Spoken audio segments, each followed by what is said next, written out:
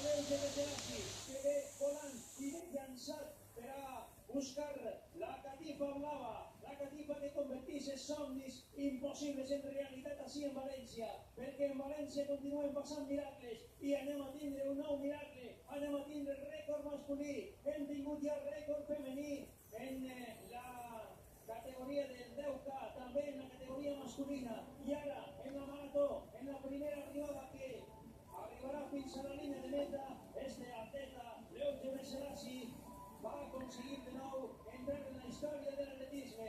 Ahí està, últim gir a la dreta i després gir a l'esquerra per entrar en la catifa blava.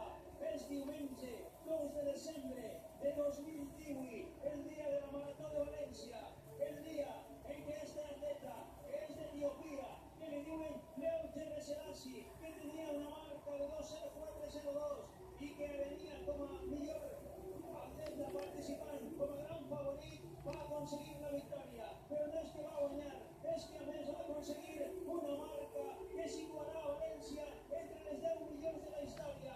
Ahí està, últims metres, per primera vegada a València es baixarà del 2:05.